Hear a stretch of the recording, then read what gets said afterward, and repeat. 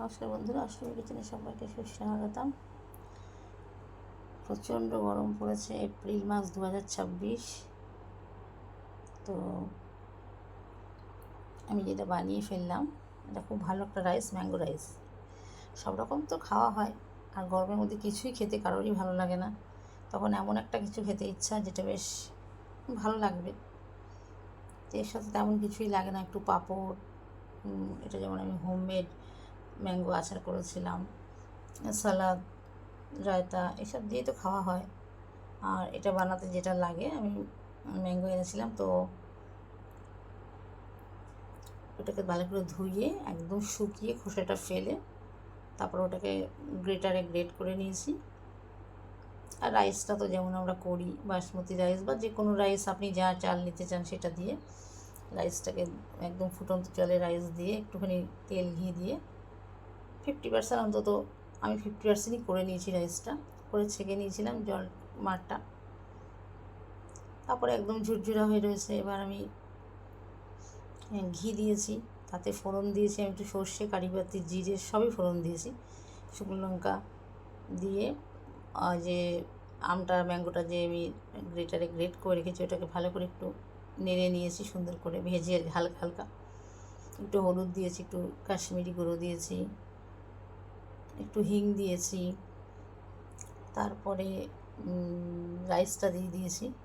তার আগে আমি একটু বাদাম গুঁড়ো করে দিয়েছি, আর আমি মানে যতটা রাইস তার হাফ আমি নারকোল গ্রেট করে নিয়েছিলাম। ওটাকে যেমন হলো কুড়িয়ে নিন, যাই করবেন। তো ওটাকে আমি ভালো করে একটু ফ্রাই করে ভাতটা দিয়ে দিয়েছি।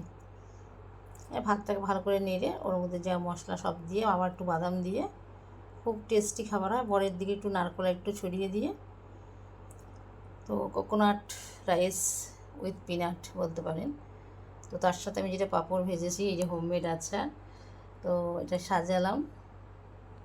খুবই ভালো লাগছে, খেতে ভালোই লাগে। সবসময় তো আমরা একই রকম খাই, একটু অন্যরকম, আর খুব ফাস্ট হয়ে গেল, আর গরমের মধ্যে ভালোই লাগলো। তো এইভাবে বানিয়ে ফেলবেন আপনারা, আর আপনারা সবাই নিশ্চয়ই খুব ভালোই বানাতে যে পারেন।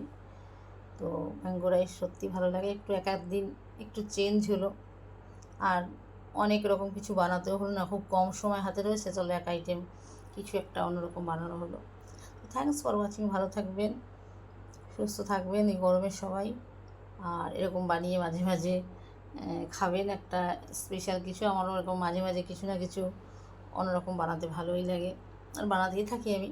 তবে আমার রান্না করার সময় সত্যি ভিডিওটা করা হয় না, সরি এর জন্য। আমি একা হাতে এটা করা খুবই প্রবলেম হয়ে যায়। আমি রান্নাটা করি, করে সাজিয়ে নিয়ে গার্নিশিং করে আমি ভিডিওটা করি। আমার কাছে এটাই ঠিক মনে হয়। চলো, কোনো অসুবিধা নেই আমার, জাস্ট করলাম, আমি পোস্ট করে রাখি, দেখতে আমার ভালোই লাগে। তো থ্যাংকস ফর ওয়াচিং, আবার দেখা হবে অন্য একটা কিছু নিয়ে। টাটা, বাবাই।